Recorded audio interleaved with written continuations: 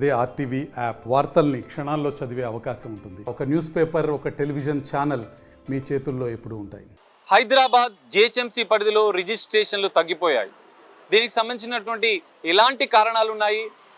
తాజాగా హైదరాబాద్ నగరంలో జిహెచ్ఎంసీ పరిధిలో ఓఆర్ఆర్ పరిధిలో హైడ్రా చేపట్టిన చర్యలు, కార్యక్రమాలు అంటే చెరువుల ఆక్రమణలు, ప్రభుత్వ స్థలాల ఆక్రమణలో, నాలాల ఆక్రమణలో అక్రమ నిర్మాణాలపైన చర్యలు తీసుకుంటుంది.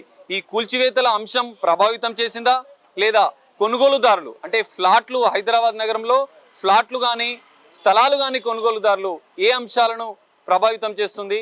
అసలు ఏం కారణాలు? ఈ రిజిస్ట్రేషన్లు తగ్గిపోవడానికి ప్రధాన కారణాలు ఏంటి? జిహెచ్ఎంసీ పరిధిలో ఇప్పటికే గత నెలతోని జూలైతో కంపేర్ చేస్తే ఆగస్టులో దాదాపు 20 నుంచి 30% రిజిస్ట్రేషన్లు తగ్గినట్లుగా అధికారిక లెక్కలు చెప్తున్నాయి. సో అసలు ఏ అంశాలు వీటిని ప్రభావితం చేశాయనేది మనం ఒకసారి అధికారులను అడిగి తెలుసుకునే ప్రయత్నం చేద్దాం. హైదరాబాద్లో జిహెచ్ఎంసీ పరిధిలో రిజిస్ట్రేషన్లు తగ్గాయి. ఈ ల్యాండ్కి సంబంధించిన కానీ ఫ్లాట్లకు సంబంధించిన కానీ ఈ రిజిస్ట్రేషన్స్ ఎందుకు తగ్గాయి, దానికి సంబంధించిన ప్రభావితం చేసిన అంశాలు ఏంటి అనేది మనం మరిన్ని వివరాలు రిజిస్ట్రేషన్ శాఖకు సంబంధించిన అధికారి శ్రీనివాస్ గారు ఉన్నారు, వారిని అడిగి మరిన్ని వివరాలు తెలుసుకునే ప్రయత్నం చేద్దాం. సార్ చెప్పండి, హైదరాబాద్ పరిధిలో అంటే ఈ మధ్య రిజిస్ట్రేషన్స్ తగ్గాయనేది ఒకటి.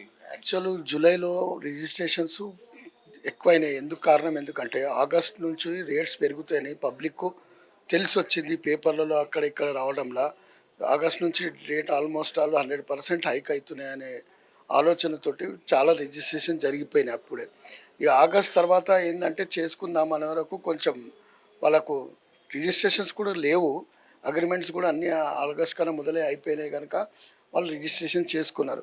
ఆగస్ట్ తర్వాత వాళ్ళు చేసుకుందామని కొంచెం ఈ ఇప్పుడు జరుగుతున్న కొత్త అంశాల్లో హైడ్రా ఎఫెక్ట్ కూడా చాలా ఆలోచన చేసి ప్రాపర్టీస్ కొనడం, వాళ్ళు ఇన్కమ్ ముందు అవుతారు.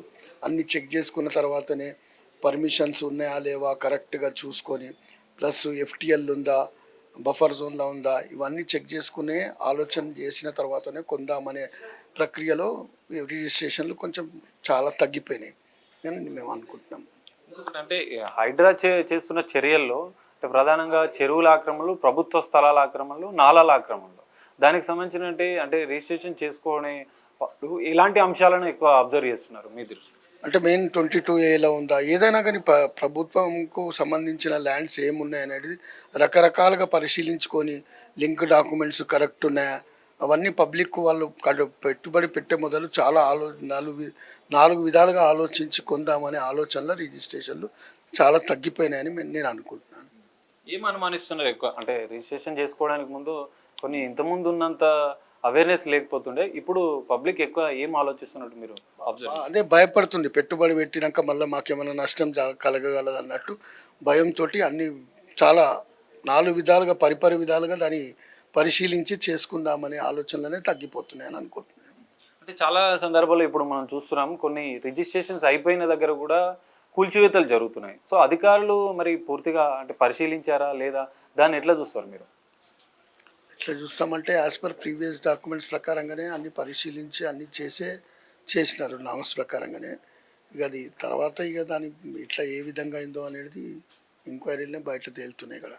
ఇది మొత్తంగా అంటే హైడ్రా ఎఫెక్ట్, కూల్చివేతలు, చెరువులు, బఫర్ జోన్లకు సంబంధించి ఎఫ్టిఎల్ బఫర్ జోన్లకు సంబంధించినటువంటి ల్యాండ్లో ఉన్నాయా లేదా, అక్రమ నిర్మాణాల అనుమతులు ఉన్నాయా లేదా అని వెరిఫై చేసుకుంటున్నారు. ఆలోచనలో పడ్డారు, రిజిస్ట్రేషన్ చేసుకోవడానికి ముందే వాటిని అన్నింటినీ వెరిఫికేషన్ చేసుకుంటున్నారు. అందుకే కొంత ఈ రిజిస్ట్రేషన్లకు సంబంధించిన విషయంలో కొంత ప్రభావితమైందని చెప్పి చెప్తున్న పరిస్థితి మనకు కనిపిస్తుంది. నా పేరు నారగోని ప్రవీణ్ కుమార్, నేను తెలంగాణ రియల్టర్స్ అసోసియేషన్ స్టేట్ ప్రెసిడెంట్ని. ఇటీవల రిజిస్ట్రేషన్స్ తగ్గిపోవటం జరిగింది. చాలామందికి అనుమానం ఏంటంటే హైడ్రా ఎఫెక్ట్ వల్ల రిజిస్ట్రేషన్స్ తగ్గిపోయినాయని భావిస్తున్నారు, కానీ అది నిజం కాదు.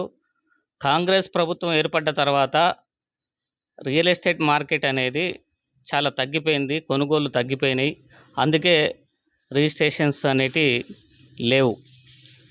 అయితే హైడ్రా ఈ మధ్యకాలంలో ఎవరైతే చెరువులల్లో నిర్మాణాలు చేశారో, బఫర్ జోన్ల నిర్మాణాలు చేశారో వాళ్ళే కూల్స్తుండటం జరిగింది. మేము తెలంగాణ రియల్టర్స్ అసోసియేషన్ తరఫున హైడ్రాకు ఖచ్చితంగా మేము మద్దతు ఇస్తున్నాం.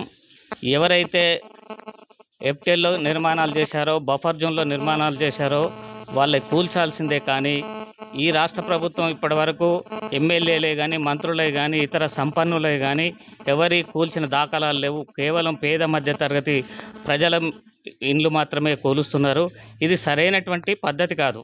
ప్రభుత్వంలో ఉన్నటువంటి వాళ్ళు ఆదర్శంగా వాళ్ళు ఏవైనా ఎఫ్టీఎల్లో కానీ బఫర్ జోన్లో ఉంటే మా నిర్మాణాలను కూల్చమని వాళ్ళు స్వచ్ఛందంగా ప్రభుత్వానికి చెప్తే అది ఆదర్శంగా ఉంటుంది, ప్రజలు కూడా హర్షిస్తారు. అయితే ప్రభుత్వం ఈ కూల్చివేతల కంటే ముందు చేయాల్సింది ఏంటంటే, హైదరాబాద్ నగరంలో ఉన్నటువంటి సుమారు 185 చెరువులకు ఎఫ్టీఎల్ని బఫర్ జోన్ని చూపిస్తూ బోర్డులు పెట్టాలి. ఫస్ట్ బోర్డులు పెట్టండి, ఎక్కడి వరకు ఎఫ్టీఎల్, ఎక్కడి వరకు బఫర్ జోన్ అనేది.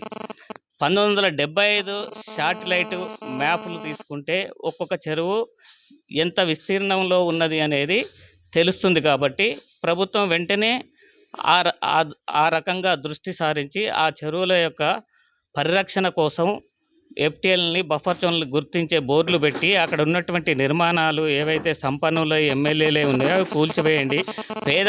మధ్యతరగతి ప్రజలై ఒకవేళ ఉన్నట్లయితే వాళ్ళకు ఆల్రెడీ పర్మిషన్స్ ఉన్నట్లయితే ఎవరైతే పర్మిషన్ ఇచ్చారో ఆ అధికారులపైన చర్య తీసుకోవాలి. అట్లాగే వాళ్ళకు నష్టపరిహారం కూడా కట్టించేటటువంటి ఏర్పాటు చేయాలి. చెరువుల పరిరక్షణ అనేది చాలా ఇంపార్టెంట్. ఎందుకంటే హైదరాబాదు నగరం యొక్క ఏదైతే గ్రౌండ్ వాటరు ఉండాలనో, ఒక చెరువు ఉంటే ఆ చెరువు చుట్టూ 3 కిలోమీటర్లు గ్రౌండ్ వాటర్ ఉంటుంది. ఈ చెరువులు కుంచుకపోవటం వల్ల, తగ్గిపోవటం వల్ల గ్రౌండ్ వాటర్ హైదరాబాద్ నగరంలో తగ్గిపోతుంది. అట్లాగే పర్యావరణం కూడా దెబ్బతింటుంది.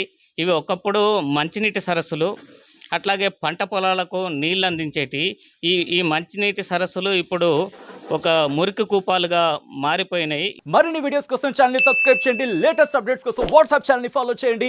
అండ్ లింక్ డిస్క్రిప్షన్ లో ఉంది.